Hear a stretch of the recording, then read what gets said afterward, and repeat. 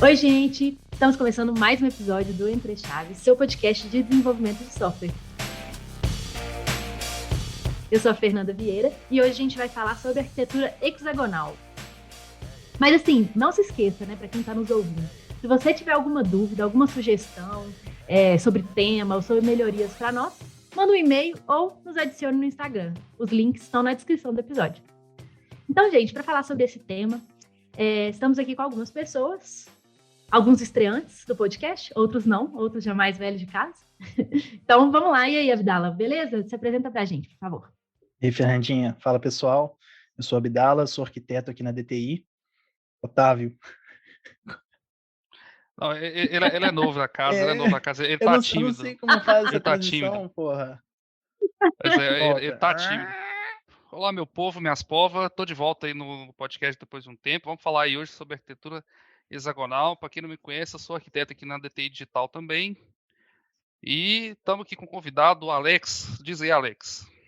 Seu nome, seu bairro. Pessoal, tudo bem? Então, meu nome é Alex aí, sou de Minas, mas atualmente moro em Floripa, Santa Catarina. Sou engenheiro de software da XP Investimentos e estou aí para fazer parte dessa discussão, né, dessa mesa redonda aí de arquitetura hexagonal. Legal, gente. Então, para a gente falar sobre arquitetura hexagonal, nada mais justo do que a gente começar falando sobre arquitetura em camada, né, que é um estilo arquitetural bem tradicional aí, que foi utilizado por muito tempo, né, e vem evoluindo ao longo do tempo. O uso, né, da arquitetura em camadas, ele foi popularizado principalmente quando começaram, né, a criar arquitetura cliente-servidor, né, que existiam duas camadas, o lado do cliente e o lado do servidor, né, o cliente com a interface do usuário, o servidor com a parte mais de dados e persistência. E com isso foi evoluindo também, né, para a existência da arquitetura de 3 camadas, que aí já, né, começou a resolver um problema de onde que eu coloco a minha lógica de negócio, agora eu tenho uma camada específica para colocar a minha lógica de negócio. E, enfim, foi evoluindo para N camadas, né?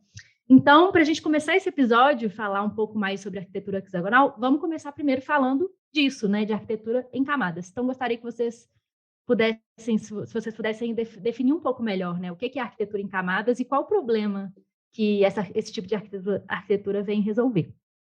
Se quiserem, eu posso puxar aqui. Vai lá.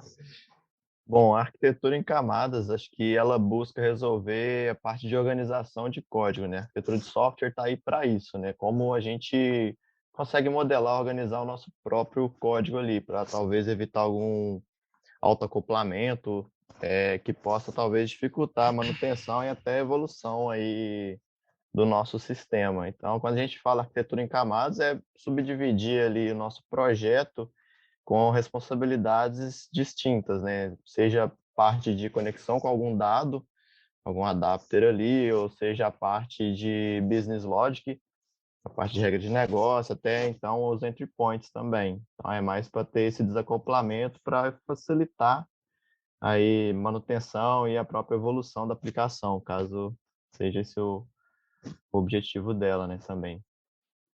Se quiser complementar aí, Otávio, Abdala, fique à vontade. Cara, Isso mesmo. Como eu sou velho, né? Assim, no desenvolvedor, já peguei muito código legado na vida aí, né? Eu acredito que todo mundo tá aqui já pegou também. Era bem comum a gente pegar aqueles códigos legados lá, você tinha lá a sua camada DAL, você tinha essa camada lá BLL, e você tinha essa camada lá de apresentação, seja ela interface, seja um web service, né? Quem lembra lá dos bom e velho ASMX lá que a gente pegava, né? Mas a característica forte desse tipo de arquitetura é o acoplamento, né? Assim, é muito comum a gente ver, principalmente nesse código legado, a gente vê muito, uma camada está bem acoplada na outra e muitas vezes as coisas se misturam, muitas vezes porque o pessoal que desenvolvia não tinha tanto conhecimento de boas práticas para poder fazer uma boa separação dessas lógicas. E aí, sim, você ainda achava cara que inventava ainda mais 2, 3, 4, 5 camadas lá, uma comunicando com a outra, e no fim você chegava, olhava lá, mas era uma camada passando comando para outra e sem necessidade nenhuma. E era bem comum, mas assim, o legado, a maioria dos legados você pode ver aí sistemas datados de 2008, 2009, até vamos dizer 2013 por aí, é muito comum você achar aí arquitetura em camadas implementada. Tem que tomar bastante cuidado, né? Que a gente está falando de arquitetura em camadas, que a gente vai criar camadas ao infinito e além. Isso de Exatamente. a arquitetura de software está aí para solucionar um problema, mas não para colocar complexidade, né? A ideia é deixar o mais simples possível e o mais entendível. Eu também já trabalhei aí num projeto que acho que hoje atualmente deve estar com umas 27 camadas, se não me falha a memória. Isso é um projeto no ano de 2013, 14. Então, assim, já tem um tempinho, mas não tanto tempo. Então, acho que a galera vê arquitetura em camadas, mas às vezes confunde um pouco ali e se perde, né, entre esses milhões de possibilidades que vai se criando. Acho que eu nunca cheguei a pegar nenhum com 27 camadas, não, mas esses que a gente estava falando, que o Otávio citou aí de BLL e DAL também, não vejo mais essa forma há muito tempo, né? Hoje em dia tem um pouco mais do que essas, né? A separação é um pouco maior. E também tentando resolver esse problema do acoplamento que você falou, né? Assim, hoje em dia, pelo menos os projetos mais novos que eu tenho mexido, tudo funcionando em cima de interface, né? Com as camadas com um propósito muito mais bem definido, fazendo com que a camada de cima só conheça aquela camada que está abaixo dela, sem depender de implementação. Então, deu uma mudada com o tempo isso aí. Sim, realmente, assim, né? Eu também já trabalhei em alguns projetos com o tal da VLL, DAL, e é uma zona, né? Assim, você não tem realmente. Porque não tem nada que, no final das contas, te impeça de colocar a lógica no lugar errado, né? Quando você trabalha dessa forma. E aí o que acontece? As pessoas, quando não têm tanto conhecimento, como o Otávio bem mencionou, acabam colocando a lógica em lugar errado, acabam fazendo referências a classes de forma incorreta. Então, acaba virando uma zona total e ninguém entende nada, a manutenção fica super difícil mesmo, né? E acho que a arquitetura hexagonal, entrando nela um pouquinho agora, né, é um dos padrões que veio para auxiliar exatamente esses problemas, assim, né, de reutilização de código e organização de código. Então, a arquitetura hexagonal, ela é um tipo, né, de arquitetura em camada, porque exatamente ela se baseia na divisão de camadas do meu sistema e em distribuição de responsabilidade para essas camadas, né? Mas, então, seguindo o mesmo raciocínio da primeira pergunta, o que é a arquitetura hexagonal e qual o problema que vocês acham que ela veio resolver? Acho que o principal ponto que a arquitetura hexagonal aborda é, entre aspas, a parte desconhecida do mundo externo. Ela deixa muito fácil e tranquilo caso você queira acoplar entre aspas, né, ou colocar algum adapter no mundo externo. Por exemplo, banco de dados. Você pode ter ali um Mongo, uma parte de cache, um SQL também, e para trocar isso ou para remover, como está totalmente desacoplado, isso facilita muito. Então, acho que o foco da arquitetura hexagonal é esse encaixe das peças, tanto essa forma de hexágono, né, de que o próprio nome traz aí, é justamente para esse sentido. O nome veio, essa parte hexagonal veio para assimilar a parte de colmeias, de abelhas, que uma coisa vai se encaixando na outra, e ao mesmo tempo pode tirar também as coisas encaixadas de forma mais fácil. Então, acho que essa parte que ela veio facilitar é justamente isso, essa parte evolutiva. E só complementando também, uma grande diferença da arquitetura hexagonal para a arquitetura em camadas é que a arquitetura hexagonal é uma arquitetura de mercado. Em camadas, está na sua cabeça, você cria como você bem quiser entender para o seu cenário. Então, acho que facilita muito quando você pega um projeto e, sei lá, tá lá, arquitetura em camadas ou um clean arch, e a pessoa, às vezes, não entende nada do seu negócio, não sabe nada do que está sendo feito ali, mas só por ter uma arquitetura de mercado, ela dá uma lida em algum artigo e já entende como está separado toda a sua aplicação. Isso facilita que a pessoa rampe melhor no seu projeto, na sua equipe também. Um dos pontos também da arquitetura hexagonal é o fato de você ter o core da sua aplicação no centro, né? Esse hexágono aí, o que está no meio do hexágono é justamente o seu domínio, a sua aplicação. Então, isso até dificulta isso que a Fernandinha citou, de você colocar a lógica no lugar errado. Então, seguindo esse desenho, é um pouco mais difícil de você colocar uma lógica de negócio, por exemplo, numa porta, né, um adaptador, o nome que eles dão. Não duvide, viu? Não duvide. Mas pelo menos dificulta um pouco, né?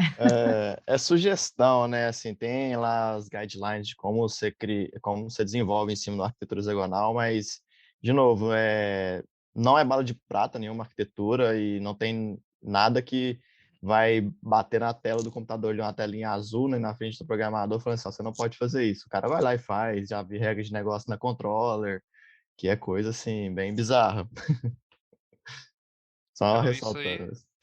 E essas Falei. questões ainda vem algo que nunca se dispensa, né? Você ter revisão de código ali para poder alguém avaliar e ver se está tudo certo, né? Mas um ponto que você falou aí, Alex, que eu acho que para mim é maior tá para as maiores vantagens da arquitetura hexagonal é o alto grau de desacoplamento que ela tem, né? A maioria das vezes, como a gente trabalha usando esse modelo, né? Ports e adaptem, que ports seria ali, vamos dizer, sua interface, né, o que define ali o que vai ser feito, e só adapta efetivamente aquela implementação. Então, como o seu domínio não vai ter conhecimento ali daquela implementação, ele vai se comunicar através só desses ports, né, que ele vai se comunicar com as demais camadas, você ganha a vantagem que se você modelou seu domínio corretamente, teve uma preocupação maior ali de ter a sua regra de negócio toda bem implementada, uma substituição de algum desses adapters torna-se um pouco mais tranquila de ser realizada, né? Claro que assim, não dá para falar que vai ser impacto zero, porque dificilmente existe alguma implementação com impacto zero. Mas, igual você disse, eu quero trocar aqui tem uma chamada de API que agora eu quero começar a fazer um enfileiramento. Se a interface do que o port determina, só vou mudar o meu adapter para poder ser um adapter de enfileiramento. Teoricamente, a minha regra de negócio tem que continuar funcionando, né? Sim, sim. E outro ponto também interessante, assim, não conheço como funcionam as outras linguagens, mas no mundo do .NET, acredito que vocês também são desse mundo aí, você consegue separar até via assembly mesmo, né? Quando a gente cria um projetinho ali, aí as dependências de pacotes mesmo que a gente vai instalar fica só dentro daquele adapter. Então, quando você quer tirar ele fora, você não precisa ficar caçando dentro da sua solução, onde tem mais referências daquele pacote ali, que é um dos problemas também que eu já enfrentei em alguns projetos que utiliza arquitetura em camadas aí, que sempre que tem um pacote na camada de serviço, tem também na camada de domínio, tem também na camada de aplicação. Aí não é simplesmente só arrancar fora o banco de dados, tem que também sair tirando todos os pacotes que aquele banco utiliza. Então também facilita essa parte aí de ser separado via assembly mesmo. Um outro ponto também que não é vantagem exclusiva da arquitetura hexagonal, mas em cima do que o Otávio falou, é que como essas implementações elas são em cima das interfaces, né, você depende da abstração da interface, é muito fácil de mocar as outras partes do sistema, né, e fazer testes unitários realmente relevantes ali para o seu domínio. Sim, sim. E só mais outro ponto também, a gente está acabando estendendo esse assunto, né? Não, mas esse é o core do episódio, pode. Sim. Acho que independente da arquitetura que a gente escolher, se a gente segue aí um PO bem by the book, né, uma programação orientada a objetos, um solid, um clean code, a chance de também você ter um código que é declarativo, que é fácil de manutenção, assim, é bem maior do que você também se apegar muito à arquitetura. Eu já vi muita gente se apegando muito à arquitetura, mas fazendo um código assim, você olha ali, bate o olho e fala, cara, é impossível fazer um teste de unidade aqui. Você vai ter que matar tudo e criar de novo. Igual eu comentei antes, não tem arquitetura bala de prata se você não sabe pelo menos os princípios básicos ali, a base de tudo, né, que é a própria programação. Sim, e uma coisa que eu acho interessante também, que é que a gente olhando para a arquitetura em camadas, né, em comparação com a arquitetura hexagonal, se a gente pensar na hierarquia que existe entre as camadas da arquitetura em camada, se a gente inverter a dependência, né, entre a camada de negócio e a camada de dados na arquitetura em camadas, a gente chega num modelo semelhante à arquitetura hexagonal, exatamente por essa inversão de dependência, né? Porque agora, em vez da minha camada de negócio ela conhecer a minha camada de dados, isso não existe mais. E, inclusive, né, esse tema de inversão de dependência e alguns conceitos do Solid aí, tem um episódio sobre isso. Então, se você não sabe o que eu estou falando sobre inversão de dependência, sobre Solid, já ouve o episódio que a gente tem aí sobre, temos dois, inclusive, sobre Solid. Mas, Já enfim, mandou jabá. claro, né? A gente já tem que, né? Enfim, mas eu acho que, né? Então, isso do foco, né? Do domínio, o domínio ser a parte principal, né? O core do sistema, é muito relacionado com o software ser feito exatamente para atender necessidade de negócio, né? O software não existe se não tem negócio, né? Então, eu li até uma frase falando assim, uma boa arquitetura, ela grita a intenção do software. Então, assim, olhar uma arquitetura hexagonal, né, se você olha para ela, você já consegue entender um pouco do software, né, pelo menos o domínio dele. Né? Se você consegue entender se ele fala de carro ou se ele fala de comida, por exemplo. Só olhando esse tipo de coisa, assim. E até uma coisa, né, que o Alex falou um pouquinho sobre a arquitetura hexagonal ser bala de prata ou não, né? Vamos falar um pouquinho, então, quando que a gente utiliza, né, a arquitetura hexagonal ou quando a gente utiliza modelos mais simples ou mais complexos? Qual que é a opinião de vocês sobre isso? Olha, sobre isso eu vou bem na linha do Paul Vernon, que é o que traduziu, entre aspas, o livro de DDD do Eric Evans.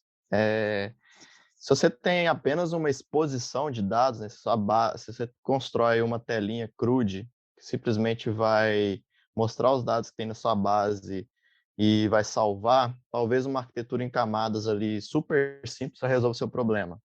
Se você tem algo a mais do que isso, onde realmente você vai ter que exercitar um domain driven, talvez já seja interessante você pensar em alguma estratégia arquitetural, porque é algo que possivelmente vai evoluir, possivelmente vai ter manutenção.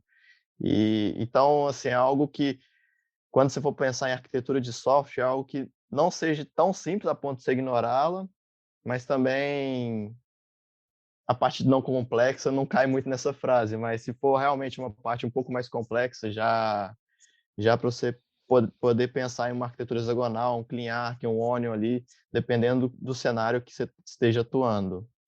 Eu sou muito da visão seguinte, a arquitetura hexagonal ela casa muito bem com quando você precisa praticar DDD, mas não é toda situação que você vai aplicar DDD ali.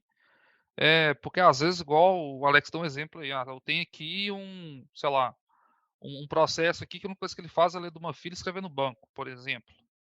Não precisa aplicar DDD, não precisa aplicar nem necessariamente a arquitetura hexagonal disso, que nem regra de negócio, nem nada muito complexo eu vou ter ali.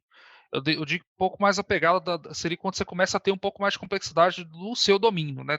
Ter que começar a elaborar domínios complexos ali para deixar um pouco melhor ali os papéis bem definidos ali dentro da sua aplicação. Então, a hora que você começa a ter uma aplicação um pouco mais complexa, com um domínio complexo, se seu negócio é complexo, aí tem uma pegada um pouco mais você poder começar a abordar, usar DDD e consequentemente, usar uma arquitetura hexagonal. Porque, para mim, se você pegar algo muito simples, tentar fazer assim, by the book e arquitetura hexagonal, você vai estar mais gerando complexidade.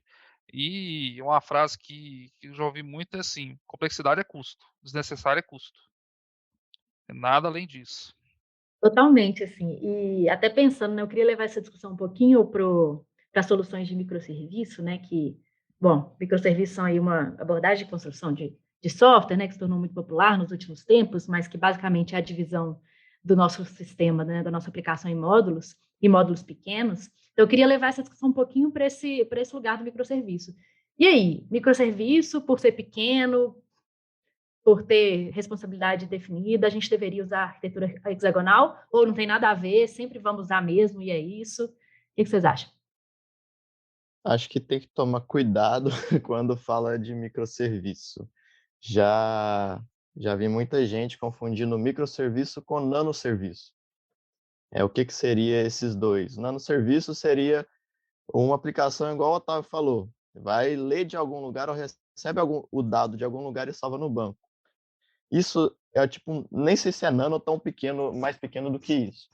Agora, microserviço, acho que casa muito quando a gente começa a falar de domain driven. No projeto que eu estou atuando hoje, inclusive a gente vai dar o start nele amanhã, a gente exercitou muito domain driven.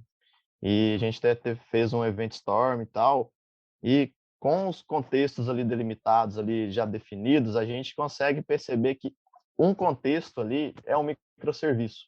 Isso para nós é um microserviço. O que seria um microserviço, então? Algo que tem uma responsabilidade muito específica de um contexto específico. Só que ele não é tão pequeno a ponto de ser apenas um CRUD. Ele vai ter algumas regras de negócio ali, sim, só que dentro daquele contexto. Então, se eu tenho, sei lá, num e-commerce ali, um contexto de produto, né, compra e venda, estoque, isso talvez seria um contexto que você pode aplicar tanto uma arquitetura em camadas simples, caso você veja que ele é muito pequeno, que não vale o esforço para você estruturar algo maior, ou então, se você vê que ele vai gerar algum tipo de processamento, você precisa pensar em regras de negócio mais complexas, performance também, entre essas coisas, talvez seja interessante você pensar em alguma arquitetura de software. Sei lá, se você for parar para pensar se ele vai ser event-based ou task-based, então, esses pontos têm que ser levantados. Então, só não confundir que microserviço não é um monolitão, um mini monolito, e também não é um nanoserviço. A ponto de você falar assim, pô, vou ignorar as paradas tudo aqui, que é muito pequeno, é um CRUD. Não é assim, acredito eu, não é assim que, por exemplo, a Netflix, com seus mais de 300 microserviços, funcionam. Aqui na XP, a gente tem... Nossa, tem muito serviço, não faço ideia a quantidade. Tem serviço pra caramba. Então, mas um dos que eu trabalho aqui, para um mesmo, entre aspas, produto, tem 2 microserviços, já de cara, para atender o mesmo produto. Então, só esse ponto aí para ressaltar. Se alguém quiser complementar. Eu concordo com o que você falou e principalmente, assim, tomar a decisão de como que vai começar, né, principalmente a construção de um software novo, até porque DDD não é uma coisa simples de implementar. E dar manutenção, quando você começa errado, só piora.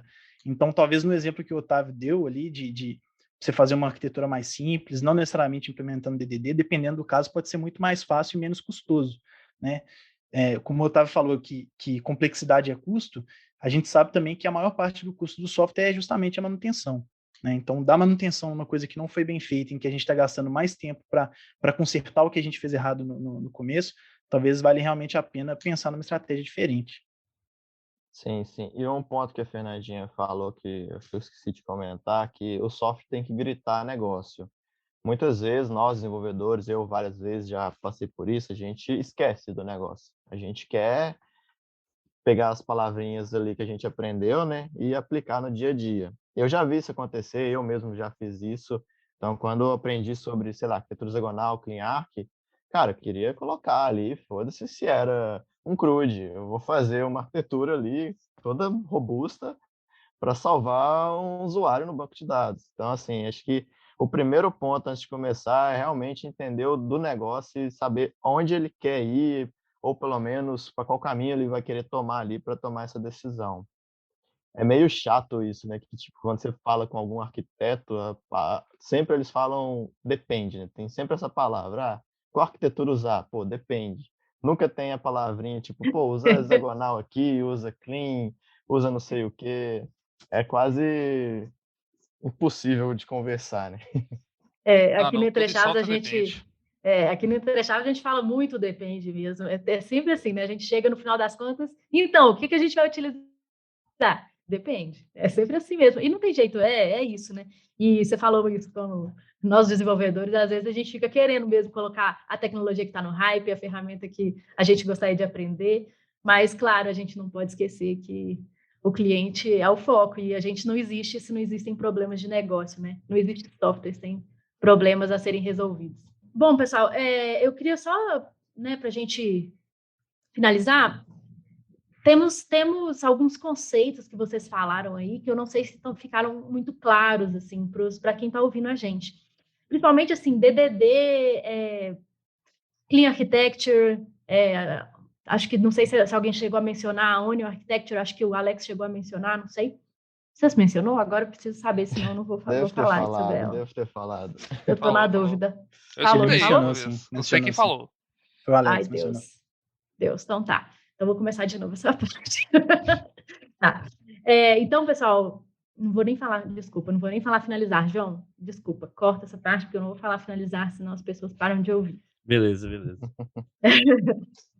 Então, pessoal, eu queria só entrar em alguns conceitos aqui que vocês falaram, para ficar um pouco mais claro para quem está nos ouvindo agora. Quais são os pontos de relação, né? O relacionamento entre arquitetura hexagonal e DDD, por exemplo, que foi uma coisa que vocês mencionaram bastante, Clean Architecture também, ou Onion Architecture? Quais são as diferenças e as semelhanças aí entre essas coisas e a arquitetura hexagonal? Olha, a primeira coisa que eu falaria, eu vou falar a mesma coisa que eu falei com a apresentação que eu fiz na empresa de Uberlândia semana passada sobre Domain Driven, que é o DDD, né? DDD não é arquitetura e também não é bala de prata. Galera vê vários conteúdos aí que DDD é arquitetura em camada, subdividindo. Não é isso o foco dele é resolver complexidade de domínio. É você começar de um jeito, entre aspas, certo, né? Escutando o seu stakeholder, escutando o seu PO, tentando analisar o problema de negócio, para só depois você pensar em algo para desenvolver, e não antes. O DDD não está ali com uma sopa de letrinhas ali, coloca uma camada X, Y, Z e segue, que vai dar certo. Então, DDD é simplesmente focar no domínio. Curto e grosso seria isso. Foco no seu domínio, foco no seu problema de negócio e deixa, quando você conseguir identificar isso, tenta isolar ele o máximo possível, independente da sua arquitetura. Se vai ser clean, se vai ser hexagonal, onion, pega o seu domínio de negócio, isola ele, tenta modelar ele de forma isolada. Já vi muita gente também pensando em domínio, modelando o banco de dados. Aí você fica assim, poxa, então se você trocar o banco de dados amanhã, ferrou, né? Se você modelou tudo para um banco relacional, amanhã eu quero trocar para um MongoDB, ou um Redis, ou um Raven, já era. Dependendo da forma que você modelar, claro. Então, o primeiro ponto aí, a gente fala muito de DDD porque foco no domínio. Agora, hexagonal, clean, onion, são estratégias, formas diferentes de modelar o seu código. No meu ponto de vista, eu, por exemplo, utilizaria Clean Architecture se eu fosse fazer algo orientado a eventos. Quando você fala Event Driven, Clean Architecture casa muito bem com esses dois termos. Quando a gente fala de arquitetura hexagonal, me vem à cabeça Task Base, que é uma arquitetura que você não precisa utilizar talvez um mediator da vida ali, que é não sei para quem está escutando aí, seria uma lib que simula uma fila dentro da sua aplicação. Seria uma aplicação que você não conhece os seus contextos externos, né, só as bordas externas. Então, você pode colocar e remover coisas mais facilmente. E, automaticamente, você também isola seu domínio. O Onion é também uma forma de arquitetura de camadas ali, só que você consegue também separar por módulos. Dependendo de como você for desenvolver, você consegue até simular, entre 1000 aspas, microserviços dentro de um monolito gigante. Então, no futuro, você consegue desacoplar esses módulos internos ali para aplicações de verdade. Então, assim, são arquiteturas para contextos diferentes, para vontades, entre aspas, diferentes aí de cada objetivo aí. Não sei se eu confundi mais ou deu para entender aí, Fernandinho. Eu acho que tem coisas que você falou aí que merece um podcast dedicado a isso até. Por exemplo, falar de Event Driven, né? Eu não sei se já fez, né, Fernandinho? Cara, não sei se vocês fizeram sobre DDD, mas vale muito a pena, viu? Eu fiz uma apresentação, sério. De DDD tem, então, inclusive, vamos fazer um jabá aqui, né, de novo. Tem um episódio sobre DDD, assim, 2, inclusive, exatamente. Cara, eu fiz uma apresentação de 1 hora, falei o básico do base e não foi suficiente. É impressionante. DDD é um assunto super extenso, né? E é primordial para quem pensa em arquiteturas aí evolutivas e corporativas, né? Eu acho que pega muito você ver código dos outros. Você precisa ver código de pessoas que desenvolverem DDD para você poder se aprimorar. Quando eu comecei a estudar DDD, o que eu mais tentei fazer é tentar ver código olhar a GitHub de gente e falar assim, estou implementando aqui, isso aqui está em DDD. E ver como ela implementa, assim, e comparar a forma como eu estou implementando. Eu já fiz isso muito também, uma conclusão que eu cheguei, obviamente, é que você precisa entender do negócio, né? Você precisa conhecer do negócio, senão não tem como você implementar DDD. Voltando no que a Fernandinha tinha perguntado aí das arquiteturas em camadas, eu acho que o principal ponto da arquitetura em camada no geral é fazer uma boa separação ali de qual que é a responsabilidade de cada camada, né? Até o Alex citou aí, por exemplo, se você usa um banco de dados relacional e você quer trocar esse banco, numa arquitetura com camadas bem definidas, se você tem uma camada que lida só com essa integração com o banco, não deveria gerar impacto nenhum nas outras camadas você trocar qual é o banco que você está usando, qual é a modelagem que você está fazendo. Então, acho que um dos principais pontos aí é justamente fazer a separação de de responsabilidade de cada camada, e isso, obviamente, facilita demais o desenvolvimento e manutenção, né? Sim, com certeza, viu? É isso aí. Mas agora eu fiquei até numa dúvida, pessoal, porque assim, né, quando eu leio um pouco sobre Clean Architecture e a Onion mesmo também, e a arquitetura hexagonal, elas me parecem mais ou menos a mesma coisa, assim. Então, se alguém me perguntasse assim, amanhã eu falaria, é a mesma coisa. Só que no hexagonal, alguém chegou e falou assim, vamos chamar de hexagonal, porque parece que é mais, assim, né, mais visível as integrações ali. E aí? Agora eu fiquei sem saber mesmo, é a mesma coisa ou não é a mesma coisa? No meu ponto de vista, acho que não, viu? Acho que tem algumas diferenças assim. Mas, tipo, você pode sim pegar alguns princípios, alguns conceitos que um utiliza e o outro não utiliza, e fazer essa mesclagem, igual o Clean Architecture te remete muito a use case. E quando você fala de use case, você fala de responsabilidades extremamente únicas daquele caso de uso.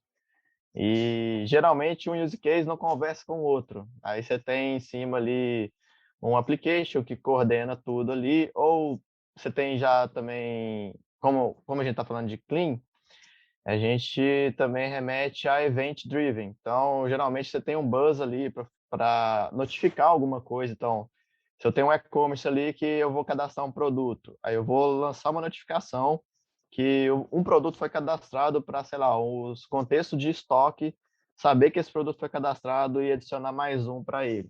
Então, quando eu penso em clean, eu penso nisso tudo. Quando eu penso em hexagonal, eu posso sim trazer alguns conceitos, nada me impede. Assim, nada impede nada a gente, né? A gente pode fazer o que a gente quiser. Esse é o problema, talvez, da maioria aí. Mas eu já utilizei hexagonal com use case, nada, tipo assim, foi liso, rodou liso os rolês, mas quando eu penso em hexagonal, eu penso mais na preocupação com as bordas que eu vou ter. Quem que vai conectar em mim e a quem eu vou conectar. Então, se eu vou conectar com um banco NoSQL, um cache, uma API, uma fila, sei lá, e-mail, qualquer coisa externa, fica tranquilo eu fazer esses adapters ali para me comunicar.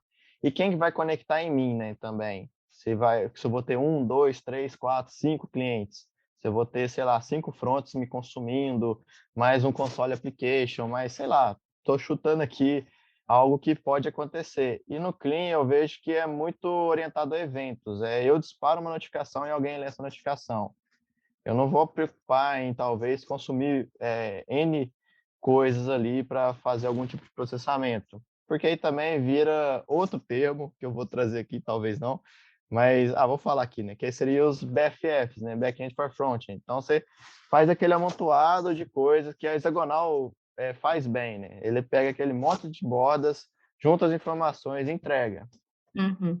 Espero ter respondido, Fernandinha. Não, eu acredito que sim. Assim, talvez quando eu falei isso, eu estava muito mais ligado nos princípios mesmo, né? Acho que os princípios são muito semelhantes, mas eu concordo que, assim, senão talvez elas nem existissem, né? Elas não existiriam se não tivessem algumas particularidades, né? Aí seria tudo a mesma coisa. Que é o princípio base aí, né? Que a gente sempre, quando vai montar alguma arquitetura, a gente começa a falar de DDD. Se você pegar uma visão não tão míope, uma visão mais global, você consegue enxergar DDD dentro da sua organização e não só num sistema específico. Como o DDD a gente fala de contextos, de mapas de contexto também, você consegue ter uma visão onde praticamente toda a organização funciona em cima de um domain driven, que não deixa de ser mentira, tudo é com base num domínio. Depende do qual zoom que você está dando ali, vamos dizer assim. Você dá um zoom out ou zoom in ali, você chega na ponta de ver uma solution dentro do Visual Studio quanto uma arquitetura corporativa. Sim. Bom, gente, então foi muito bom o episódio aqui, foi uma ótima discussão. Muito obrigada pela participação de vocês. E você que está nos ouvindo aqui, não se esqueça de novo, ficou com alguma dúvida sobre alguma coisa que a gente falou, já corre e nos mande e-mails ou mensagens no Instagram que a gente responde. Tchau, tchau. Alô, tchau, tchau. Alô, gente. Pessoal.